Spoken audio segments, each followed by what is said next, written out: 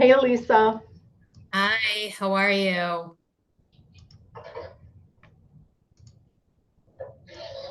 I think Jackie's waiting too to get Yep, in. I'm getting her in.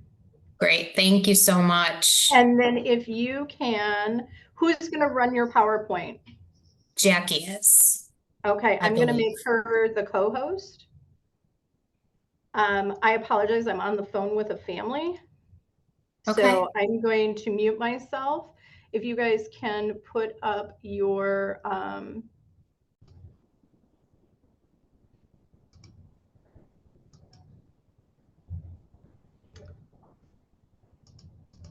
okay, hold on one second.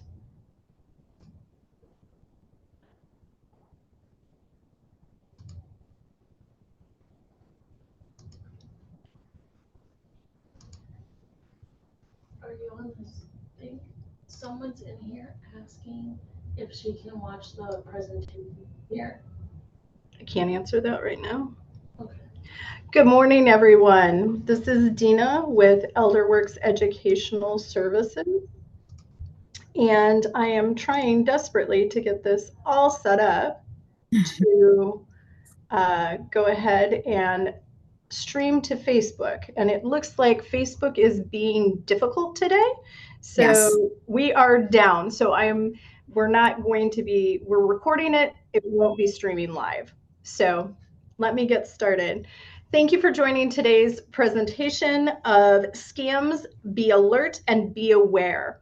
We are very honored to have both Lisa and Jackie with us. They are two of the resources that we refer to throughout helping individuals with aging counseling and different resources. They are going to present today on scams, everything from what is happening now and what you should do if you have been scammed. So I'm going to turn it over to both Lisa and to Jackie, and they're going to do their own introductions and they're going to start the presentation. Thank you, Okay. ladies. Thank you, Dina. Thank you for the introduction and for having us here today. We are glad to have the opportunity to share some crucial information with all of you. We're going to leave some time at the end for questions and sharing, and we definitely want to hear your questions and hear your stories if you've been scammed and how you dealt with it. We'll just do that at the end. So I'm going to share my screen.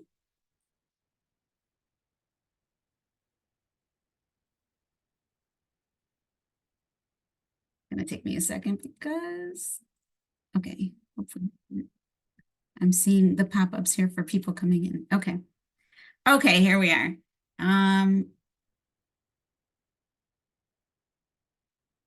Get started in 1 second. Okay. You should be good. I can see your Okay. screen. Great. So my name is Jackie Mellinger. We just want to give you a little background on us as presenters. My husband and I purchased this business in 2018, and I've been operating a manager ever since. We also own another business you may have heard of. It's called Home Instead. We provide caregivers, and we've been doing that since 2001. So have some, real experience in running businesses and in the senior care industry. Prior to that, I spent about 5 years in nursing homes as first a nursing homes admissions coordinator, and then as actually a licensed nursing home administrator. In my spare time, since I have financial experience and senior experience, I volunteer in both areas for my synagogue. And most importantly, the best experience has come from being a daughter, niece, a wife, mother, aunt, and friend. I have helped multiple family members through the aging part of their life and financially and care with their care. So, and counseled many friends on how to handle situations as well. So I will turn it over to Lisa. Thanks, Jackie. Hi, everyone. Good afternoon. My name is Lisa Lipton, and I've been the Community Outreach and Development Manager at my personal bookkeeper since January of 2020. Basically, in this role, I'm responsible for marketing and spreading the word about my personal bookkeeper and our services to people such as yourselves, and certainly the team at Elderwerks. I also help with daily operations, including responding to inquiries, new client onboarding, and I have the responsibility for one client, a wonderful 87-year-old woman, as her client advocate. I come with many years of marketing experience for various consumer-based companies, and I've done some volunteer work in the past for the American Cancer Society, the Longevity Foundation, and Pilsen Junior Tennis Camp. And like Jackie, I too have helped family members with their care and their finances over the years. So before we jump into the actual presentation, just for those of you who aren't familiar with my personal bookkeeper, I'd like to share a little bit about the services that we offer. In a nutshell, we provide our clients with help managing and organizing their day-to-day financial and household affairs. We help clients of all ages, from as young as 21 to individuals in their 90s. And some of our most requested services include the ones that you see on the screen. So bill pay and account management. So we can help if you're still writing checks manually. We can get you set up online, set up auto pay so you don't have to worry about it. We'll review your bank and credit card statements and transactions to make sure there's no inaccuracies or fraud.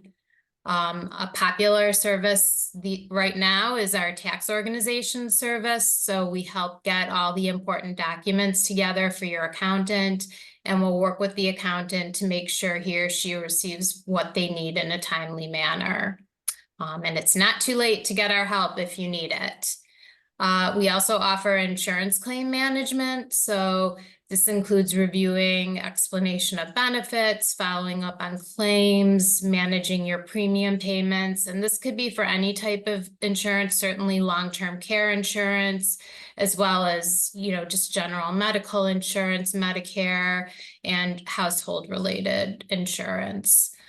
We also help with mail reviews. So if we're doing in-person visits, we can help go through your mail to decipher what might be junk and what's important to look at. Certainly these days, deciphering the two is getting harder and harder, and we certainly don't want anyone to fall down a rabbit hole with a scam through the mail. And lastly, a very popular service we offer is household budgeting. So we set clients up in a financial application with monthly reporting where we can build and monitor a budget for you. Basically, and those are our most requested services, but our services are all customizable based on your needs. We have a team of 13 bonded and insured client advocates that work directly with the clients.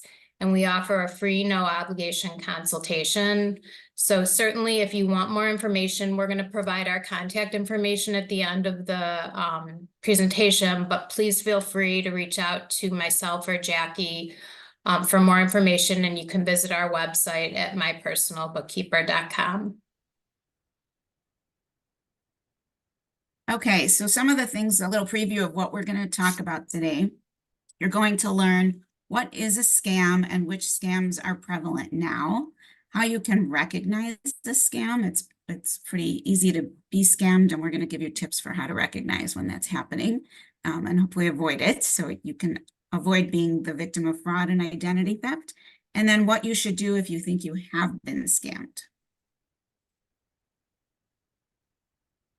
So on this next slide, let's talk about what is a scam. Just in its most basic form, a scam is a deceptive scheme or trick that's used to cheat someone out of something. Usually that something is money. And those performing the scams may be trying to steal credit card, steal credit card or bank account numbers, Social Security and Medicare numbers, and one-time or recurring payments. And they're often working to build a file. So they may gather your birth date from one source, your social security number on another source, and your bank account information later. So they're really sneaky that way.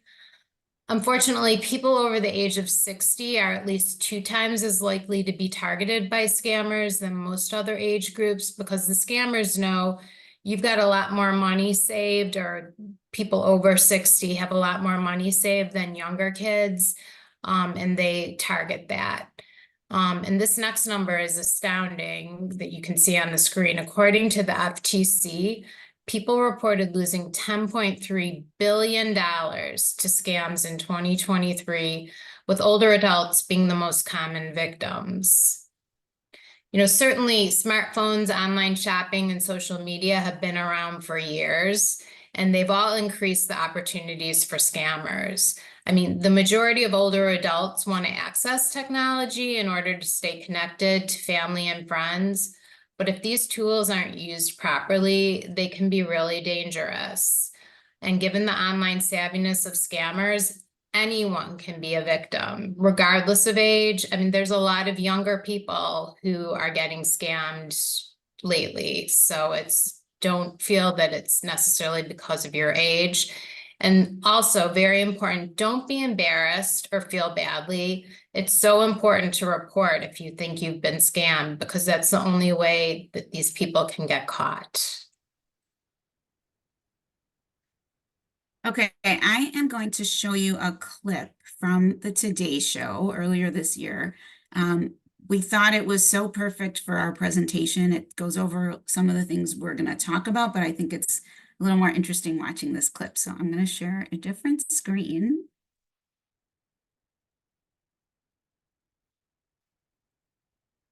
And can everybody see it? We are back with our good friend Can you hear it? And this morning, he has a really important message about the dangers of imposter scams. Okay, Andy became a victim when his bank accounts were hacked. And of course, Andy's not by himself. Imposter fraud has been the most reported scam for years. Yeah, so it happens when a scammer pretends to be someone else, like a government or, in Andy's case, a bank employee, to steal a victim's money or personal information. More than 600,000 cases were reported in the U.S. last year. It cost Americans $2 billion. Andy, good morning. Good morning. It's sort of like Andy, how we haven't seen him. I know. Andy's coming on to talk about. I know we want to talk about the Salt Lake City reunion, We do. but this is serious, and I really don't want this to happen to anyone, which is why I want to talk to you about So you it. started off, you just lost your bank card. I lost my bank card. Yeah. Fine. Reported it lost. The next day, I get an email that looked like it was from my bank's fraud alert. Yeah. It wasn't. Because I had lost my card, I was like, oh, this must be real. I didn't click on the email address. You need to click on the email address, even though it may say the name of your bank. If you click on it, you can see that it's not at betyourbank.com. Yeah. It's from something else. I didn't check. I clicked the link, which took me to my bank page. They asked me to sign in. I signed in. What I did there was give these scammers access to my account. They then asked me for my Apple ID. No one will ever ask you for your Apple ID. I said, this is a scam. I got off. I didn't think anything of it. Okay. I had already given them access. The next day, I get a text. Someone's trying, it looks like it's from my bank. Someone's trying to use your credit card at X place. Is this you? No. I type. Click, yeah. The phone rings. Again, the caller ID says it's from my bank. I pick it up. They say, this is X fraud alert. I said, yes, that's not me making that charge. Now, because I had given these hackers access to my account, they said to me, we want to go through some of your past charges and see if these are yours. Did you charge this? Yes, that was me. Did you charge this? Yes, that was me. So now I'm in. And they're like, we're going to send you some codes. Tell us what we send you. What they were doing then, they sent me 3 codes. They were initiating wire transfers. Oh my God. Out of my bank account. Oh my God. I think I'm on with my bank. And they were so good. Whoever you are, I hate you, but you are very good at your job. Oh, so you sent the code. I say, I'm telling them the codes over the phone. The codes are authorizing Codes are money my being bank wired. texting me, authorizing these transfers.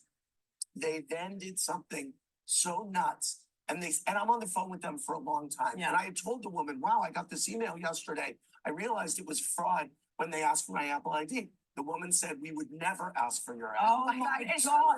Oh my God. You're my friend. You're my friend. Thanks Okay. for protecting me. They then say, we want you to get your keypad up on your phone, put these numbers in.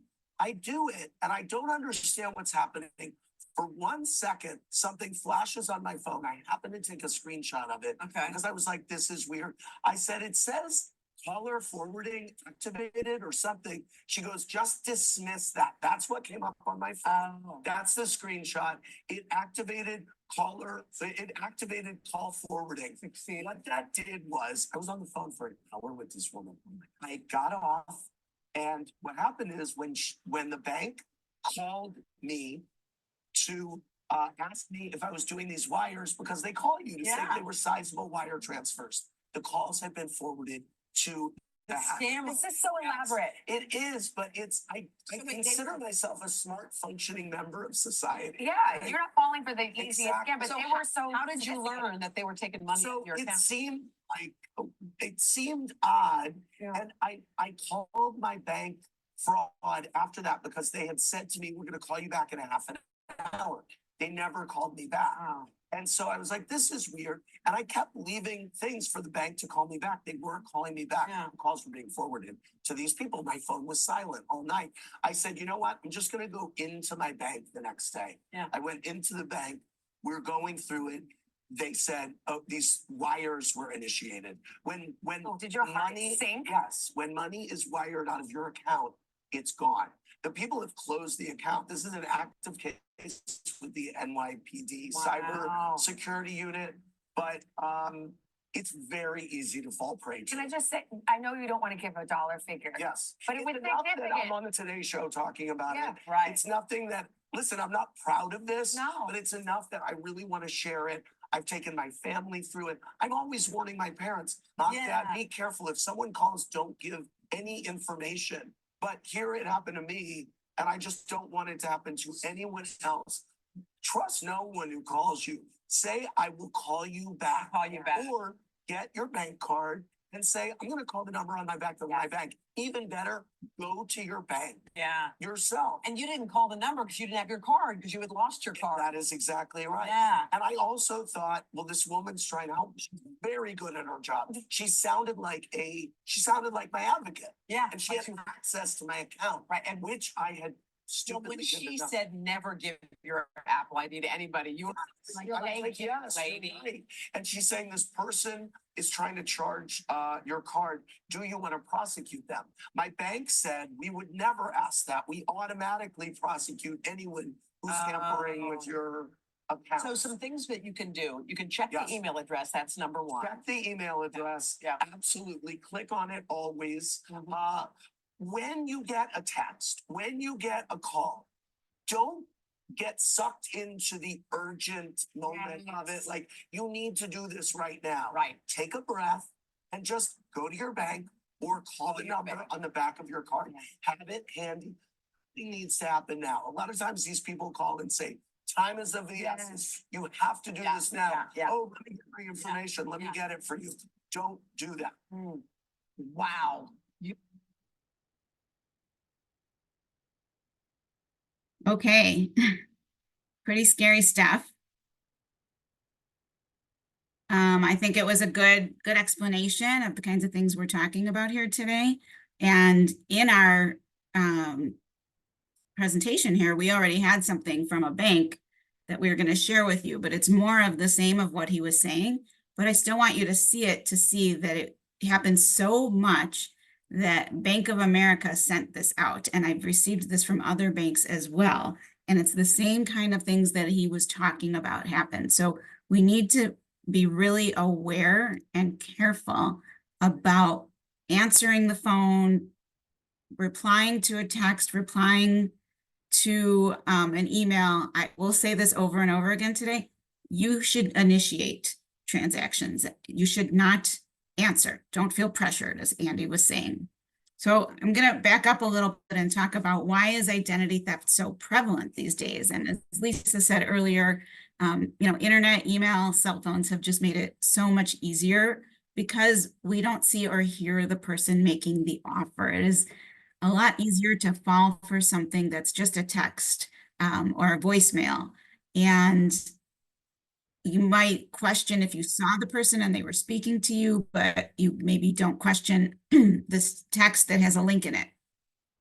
In our fast-paced world, we're really eager to get things done. And a lot of times they say this is urgent. If you don't respond within the next hour, we are closing your account or something like that. And as Andy Cohn said, take a breath. Nothing is that urgent. Take a breath, take a moment, call somebody, ask them what they think about this, make the phone call yourself. Look up the phone number for the bank, if that's what it is, you know, either on your credit card, your debit card, or on their website. We're all in this fast-paced world and want to check things off our to-do list. So when they offer us a quick link, oh, good, I won't remember to do this tomorrow. I'm going to just take care of it now. Don't think that way. Don't use the link that was provided. Go and access the account yourself. Also, because these scams often go unreported, it's easy work for somebody and they don't get caught. So people don't report it because they're embarrassed and they don't think anybody's going to do anything about it. It is really important to report it, and we'll show you later on, and we'll give you a resource later as to where to report. And it is very difficult to identify or catch the person who is responsible, so it's hard to prosecute them. That makes it all easier to keep continuing. Okay, I'm going to show you another clip. This one's a little shorter, but also very interesting. Let me just get out of this first. Andy, I can't believe it. And again, it's like, Sorry. you know,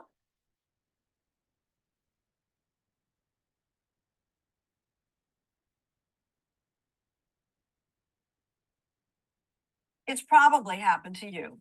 You get an email, a phone call, or text that seems like the real thing, only it's a scam. And they're getting ever more sophisticated. If you're smart or lucky, you don't get fooled, but many of us do, and it's costing billions, as our David Pogue discovered. One evening, I got an email. One day last year, Jeff Pliskin opened an email that looked like it came from a good friend of his. He was trying to buy a gift card for his niece and that his card was being rejected. And could I please make the purchase and that he would be happy to just completely reimburse me. So I did it. And then he wrote back a little while later saying, unfortunately, I wanted to gift her this so that she could buy a particular item, but this is not enough to buy the item. Could you do another $200? By the time it was over, Pliskin had bought $600 worth of Amazon gift cards and unwittingly sent them to a scammer online. That was a $600 lesson. Last year alone, we saw losses in excess of $10.3 billion through over 800,000 complaints. Those are just the ones we heard about. Mike Driscoll is a cybersecurity consultant. We met him earlier this year when he ran the New York office of the FBI. Is it your impression that scamming is getting more prevalent? Just based on the numbers we're seeing, the calls we're getting on a regular basis, yes, it is. In fact, the amount of money Americans lost to scammers more than doubled during the pandemic. People over age 60 lost the most money of all. Why do you think that is? They've got resources that can be exploited. It may be that they're more trusting, and there's an element where that population is somewhat less tech savvy than perhaps younger people. There are hundreds of scams. To help you spot the patterns, it's my pleasure to welcome the Sunday morning theatrical players, David Del Grasso and Alicia Spielman. The phishing scam. Here's an email from my bank. There's a problem with your account. It is fake. I sent it. Click here to fix the problem. Okay. Now I will log in. It is a fake website. Now I have her name and password. The tech support scam. This website says there's a problem with my computer. Call this number. Thank you for calling Microsoft Tech Support. You have a flux capacitance overflow, ma'am. May I take control of your computer to fix it? Permission granted. Now I will steal all of her information. The romance scam. I am widowed or divorced, and I am so lonely. I will use the dating app. He is so handsome. My profile is fake. That photo is not me. We talk on the phone and he's charming and attentive. I have medical and or legal problems. Will you send me money or gift cards? Of course, my love. And the grandma scam. Hello? Grandma? It's really staticky. Is this you? Yes, it's Eric. I've been mugged and I'm overseas and I need money. Oh, you poor thing. How much do you need? Is the end goal of all of these things you giving money to somebody else? Money or information. And sometimes people discount how much value is in their information, whether it's your personal identifiers or your healthcare information. So now you know how you can get scammed. Later on Sunday morning, the 3 golden rules for not getting scammed. Okay.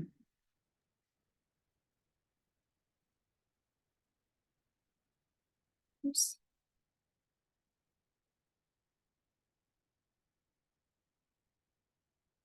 Okay, sorry about that. So I want to share some of what they talked about ourselves.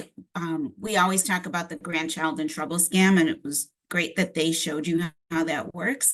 I actually have a friend who this happened to her in-laws, and they got a call. They usually call you in the middle of the night or very early morning when they catch you kind of groggy and out of it. None of us are that rational when we're woken up.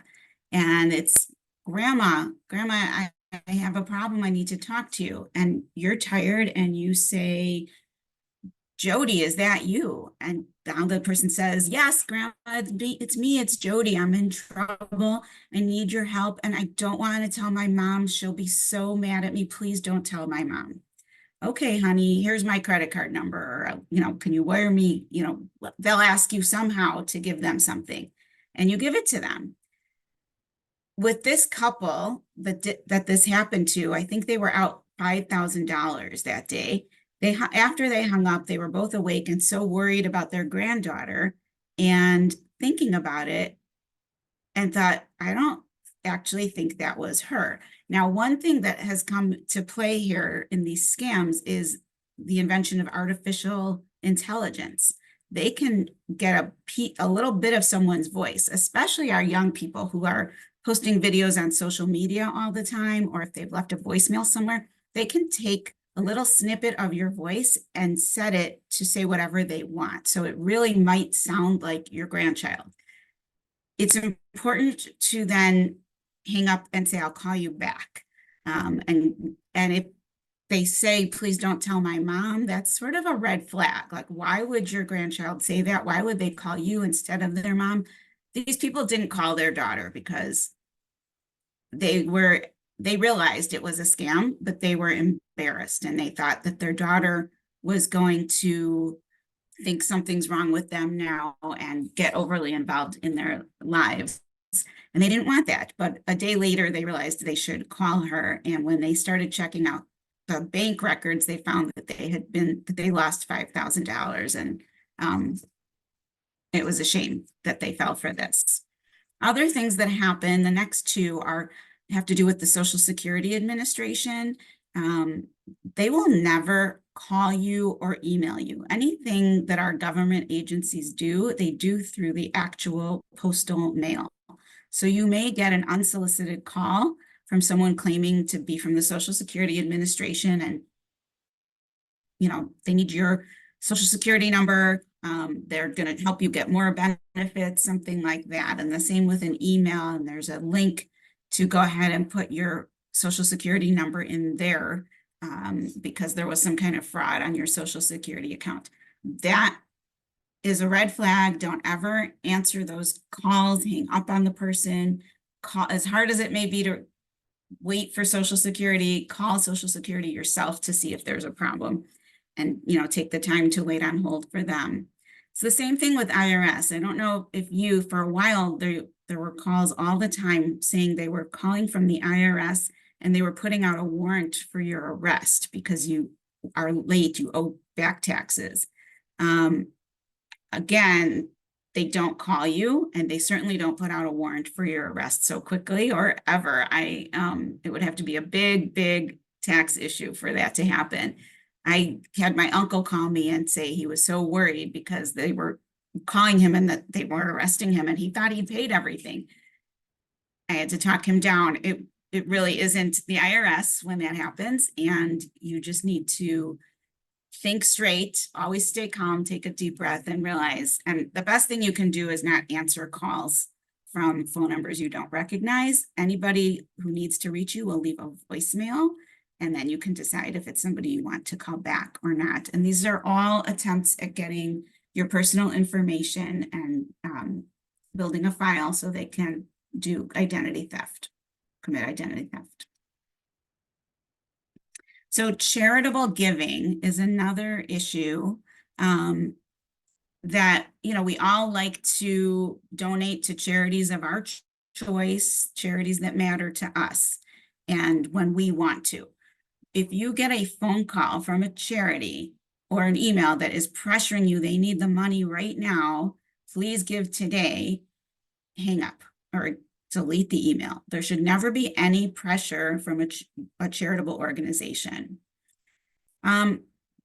You probably all are aware that once you've given money to a charity, you're on their list and they will keep sending you mail. And this isn't anything bad that they're doing. It's just that's their job, is to try and get more donations. So they'll just keep sending you mail maybe every month to donate to them. It is really hard to remember sometimes if you did give that donation. That mail can really confuse you. So when you receive it, you may think, oh, I meant to donate to this charity and I didn't. And then you write out another check to them. And before you know it, you've given them 3 or 4 donations when you only meant to give 1. So very important to keep a list for yourself of every donation you make. First of all, it will help when you do your taxes, but it will also help you to look back at it and see if you already gave to that charity or not, and keep you from over donating. If a charity asks for payment through a wire transfer, a money order, or a gift card, that's not valid. They don't take donations that way. So important to do your research, and there's several organizations here that you can go to look up a charity and see if they're a valid charity, and actually read reviews on that charity. And we'll send you this, we'll give it to Dina to send out to everybody. You'll have this list. The next thing I want to talk about is a relatively new scam. It's called check washing, and it's been in the news a lot over the last year or two.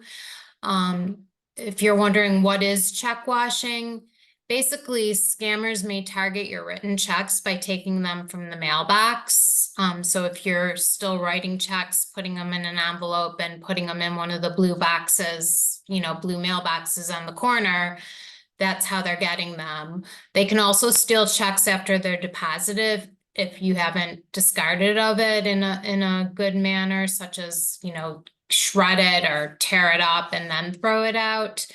And basically they can take chemicals and erase what's on the check, who you wrote it out to, and rewrite the checks to themselves for higher amounts.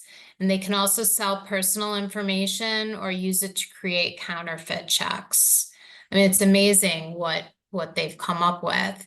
And very sadly, there were 2,600 mail carriers that were attacked nationwide in the last year or two. And they had 170 arrow keys stolen. The arrow key is the key that's used to open those blue mailboxes you see on the corners.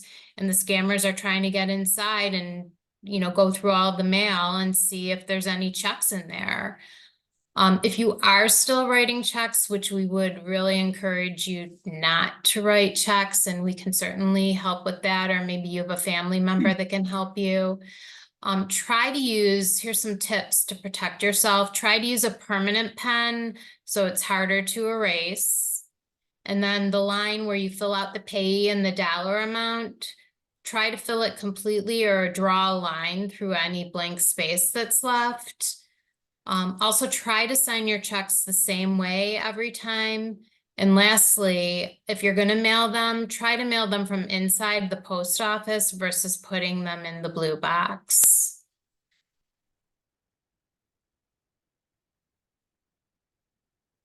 So I'm going to talk a little bit about social media scams now. I don't know how many of you are active on social media. I'm guessing a fair amount of you, and certainly with the rise in social media over the years, and it's been steady and significant. Along have come some scams. It's opened itself up to a lot of scammers, and over the last few years, certainly with COVID, social media has really become an essential tool for older adults to use to communicate, and really for anybody to use to communicate with friends and family. And as I mentioned, along with that increase in activity, Facebook and Instagram, unfortunately, have become gold mines for scammers. So some of the common scams that we've seen, the first one listed is Facebook quizzes, where they try to pry loose personal data. So it'll show up in your news feed. There'll be several personal questions. You should never give, again, this is a common theme throughout this presentation, but never give your personal information, especially to someone you don't know.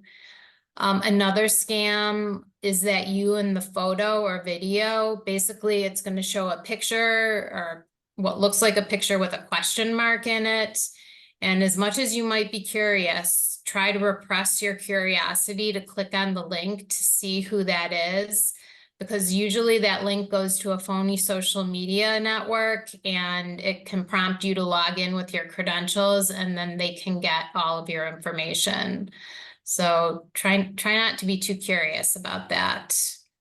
The next one is really painful, called missing persons. So sometimes people, if a family member or a loved one is missing, they put a post on Facebook or some social media site. And basically the scammers will contact people who post that information, and they pose as the kidnappers, claiming to have abducted the loved one and demanding a ransom payment. So again, you need to check on these things as much as you can and try not to, fall victim to it. And then this last one, which we've kind of alluded to previously, are the fake texts. They're also called robotexts.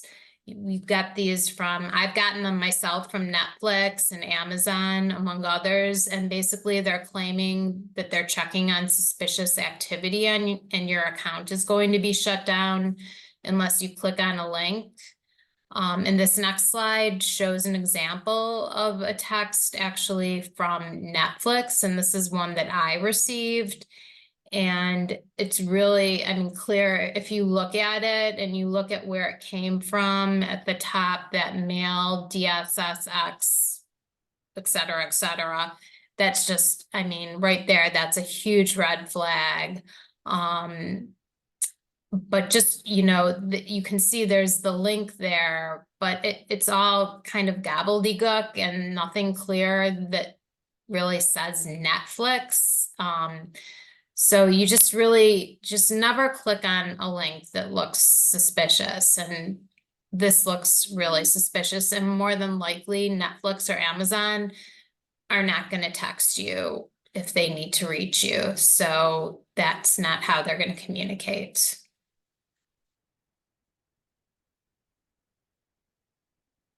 So here are some tips to try to protect yourself against some of these scams that I just talked about. And hopefully you're doing some of these already, but you should check and regularly update your privacy settings in all the social media accounts you're in. So if you don't know how to do that, try to find someone who can help you do that. This next one, I will admit I am guilty of, but you should try to use different passwords for different accounts. I know it's a lot to keep track of, but there are tools available to help you keep track of all your different passwords. They're called password keepers, and we help a lot of our clients get those set up. So happy to help if that's something you're interested in. Also, and this common sense, you should be wary of strangers who attempt to forge a relationship and ask for money on social media.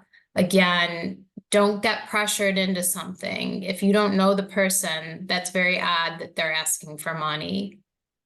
And then this next one is really easy to check on. If you get what appears to be a message, a social media message from a friend about an investment opportunity or an urgent need for money, don't rush into it. Again, with all of these things, take your time. You should never feel rushed. You can easily contact your friend and check to see if they in fact did send you this message.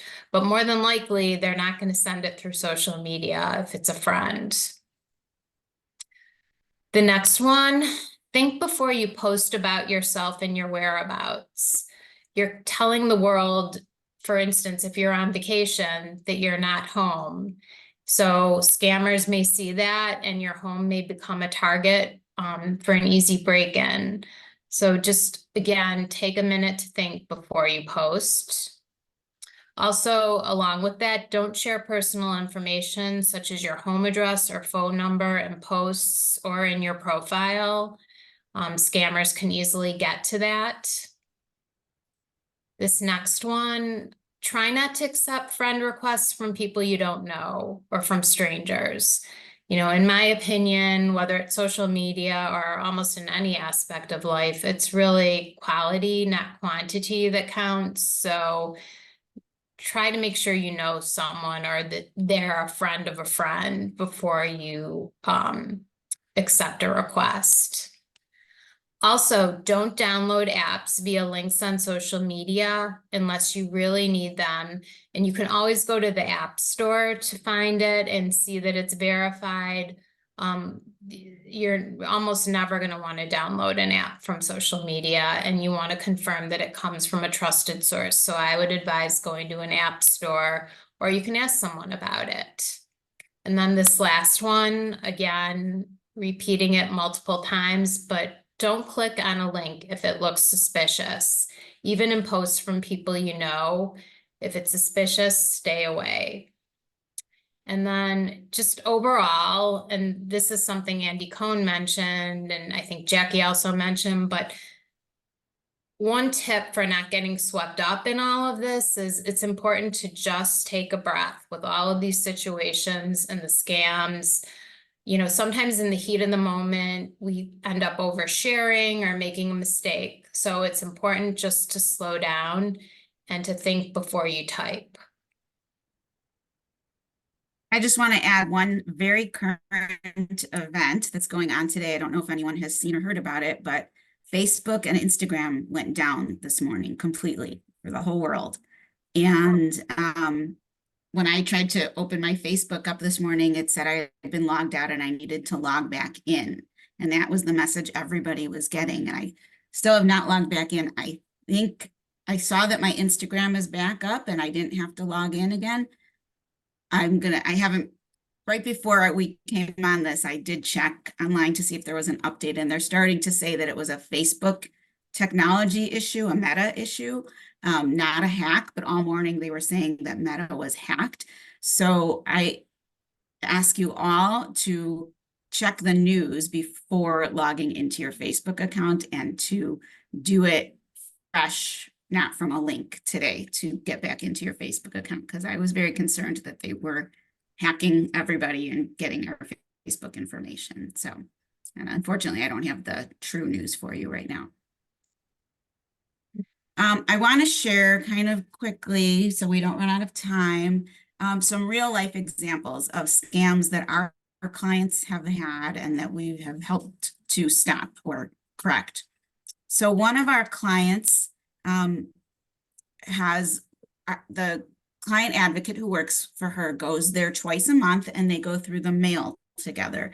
And in between, she opens her mail, but she puts it all back in this little basket that they've made on the counter to keep it.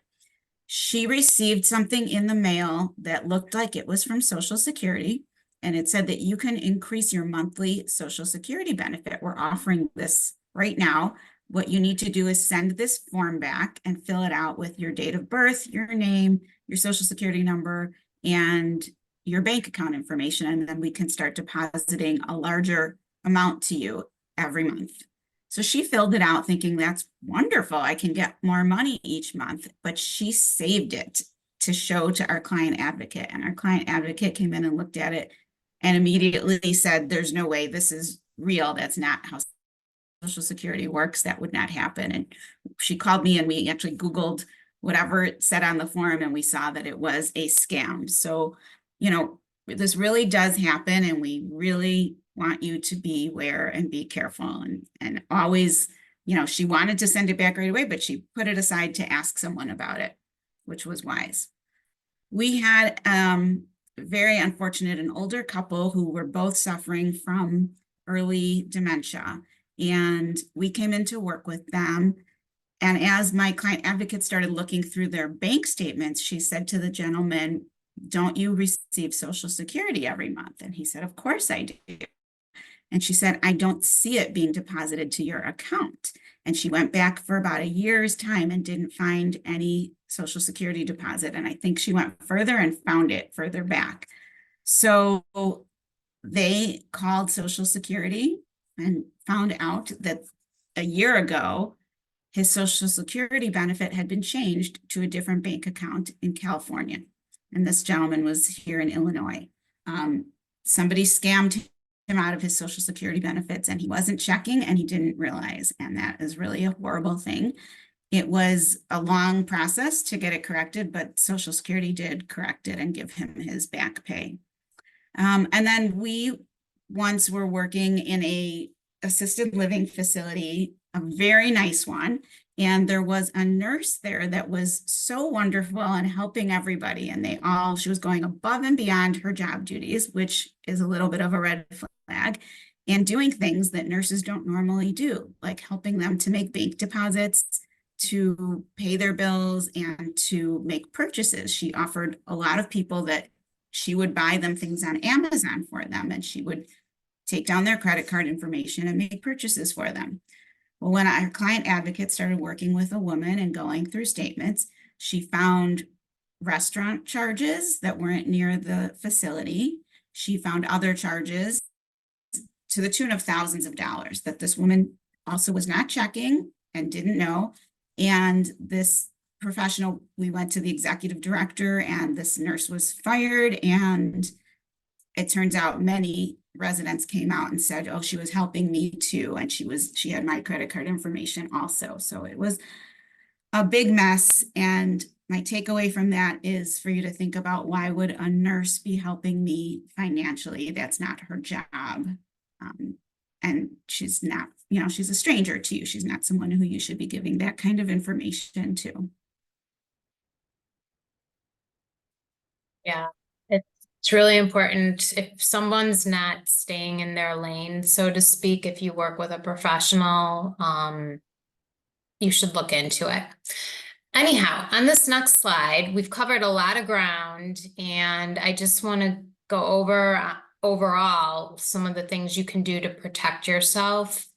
The first thing is, regardless of what device you have, an iPhone, an iPad, a laptop, you should lock it like you lock your front door. So set a code. So after a certain amount of time, the screen locks and you have to enter that code to unlock it. Otherwise, if you leave it open and walk away and you're in a public place, anyone could just, you know, get into it and get some information. So it's really important to make sure you're setting up a way to lock your device. The second one, which we've kind of highlighted throughout this, is, and it's, you know, it's a sad situation, but really you should be suspicious of everyone and everything. Just be on, not so much suspicious, but be on alert, you know, certainly to the things that we've talked about, and always try to verify information. The next bullet, do not share personal information such as Social Security, Medicare, and credit card numbers in response to an unsolicited call, text, or email. Again, common thread throughout this presentation.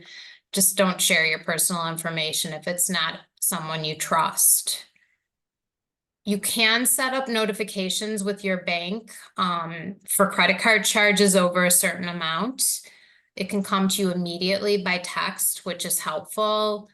And really try not to use your debit card for purchases. If someone has your debit card number, they can completely drain your bank account. If they use your credit card, it's fairly easy to catch it, especially if you set up the text notifications and you get a text for a transaction that you know you didn't make. And then it's also with a credit card, it's easier to dispute the charges and can usually get taken care of. This next bullet, you can try to set up filters on your phone to block robocalls and robotexts. You can look into robocall blocking apps for your phone. And I think Jackie mentioned this earlier, but if you don't recognize the number or it's from a robocaller, don't return the call. I mean, let it go to voicemail, but don't return the call, especially if it's from a robocaller. You know, if you receive a call from an unknown number or one that doesn't show up on caller ID, again, don't answer. It'll go to voicemail. If it's an important call, the person calling you is going to leave a message and you can retrieve the voicemail and then call them back.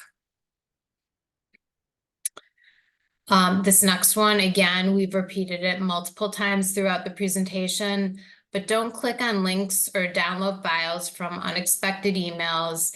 Even if the email address looks like a familiar company or a person that you recognize, and the same holds true for text messages and unfamiliar websites. If you're in doubt, call the entity or the company that supposedly sent the suspicious, potentially fraudulent message, but don't click on anything.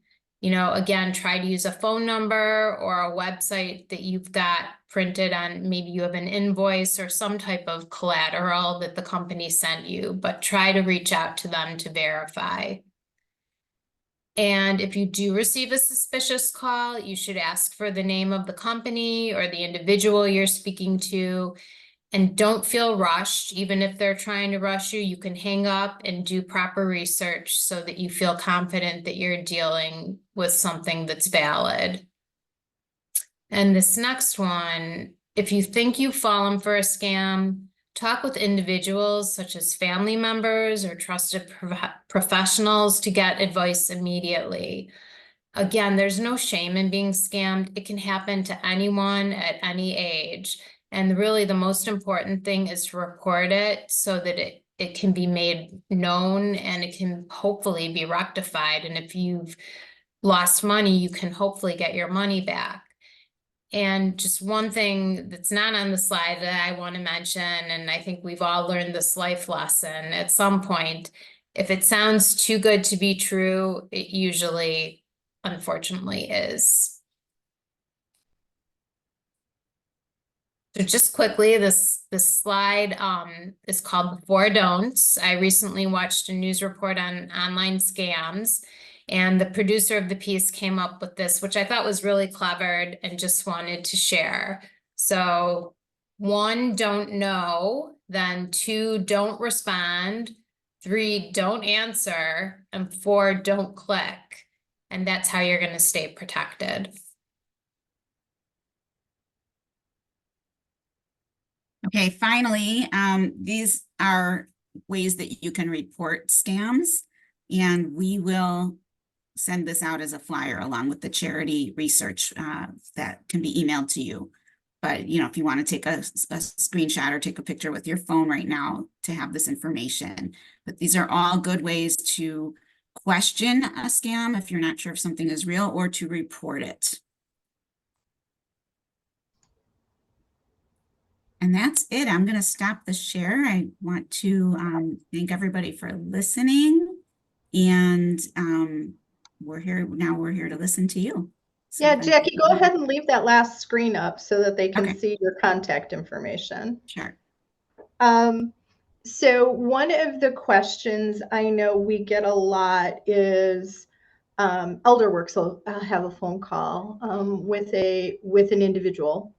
And I'll be honest, it's whatever age. the scams are from 14 to 103, right? One of the questions we've had recently is, the neighbor down the street has been helping me. You know, in the winter, they shoveled my driveway. They've been helping me get my mail, and they're oh so nice. But now I can't figure out how I have a credit card bill for $55,000. I just don't understand this. And the Good Samaritan, we want to believe there's good in the world. We've seen several seniors recently have that happen, or steal their identity. What do you guys say about that kindly person down the street that's literally right there? Right. Well, it reminds me of the nurse in the facility. It seemed right. She's there. She's helping you in other ways, and she sees you need help. You want to believe that a neighbor means well and they want to shovel for you. That's wonderful. But you do have to be careful letting someone into your home and leaving, as Lisa said, you know, lock your screen, your device. Don't leave your credit cards laying around. Don't leave your wallet out. Don't leave bills laying around. If you're letting someone into your home that you don't know that well, don't let them see any of that information. And no, don't let them make purchases for you. If they offer to go to the grocery store for you and take your credit card with them, it's not a good thing to do. You know, if you have a close friend who wants to do that for you, that's okay, but not someone you don't know that well. That's the best advice I can offer. Yeah.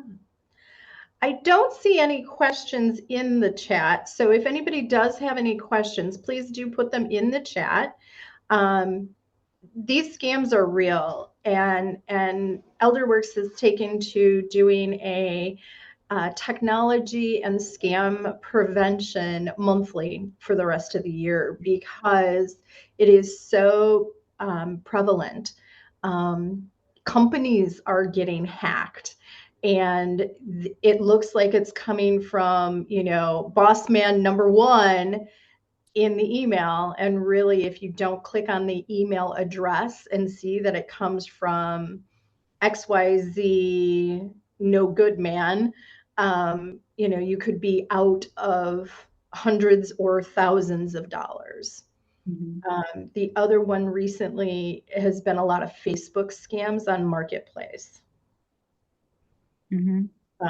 So that's another one that people think they're doing good. So if you're ever selling something, you always want to make sure you're doing that in a safe zone. And I will tell you, almost every police station will let you meet somebody in their parking lot and do that. And why do you want to do that? Because it is recorded for the most part, and the police are right there. Ladies, do you have any final comments? And you don't want a stranger coming to your home. Yeah, right. Any final comments? We really appreciate everyone's coming to this, and hopefully you'll walk away feeling a little bit more equipped to address some of these things. Because it's, you know, it's amazing really how these people can get it. These scammers can get it information. So yeah, I think, and at any age. Yeah, any age. yeah. I thank you both very much. The one question was in the chat. Is there going to be a recording? Yes, we are recording this. And as soon as we are able, Facebook and YouTube seem to be going a little bit screwy today. So we will get this up on our YouTube station and on our Facebook page as soon as we can. I thank you from the bottom of my heart. This is very important information. My own mom was scammed, tried to be scammed less than 24 hours ago. So not only do I see this in what I do, it's hitting my own mother. Got an email and she said, "Did you hear XYZ and XYZ and XYZ? All three of these people died today. It's just amazing." I'm like, don't click on anything, because it's a hack. And they're trying, it's a way they're baiting people. So I thank everybody for joining us today. Lisa and Jackie, you are amazing. my personal bookkeeper, their service is so helpful for seniors that can get overwhelmed with that. But if you have any other aging questions, please do reach out to Elderwerks, and we're here to support you. Have a great day, everyone. Bye-bye. Thank Thank you. you.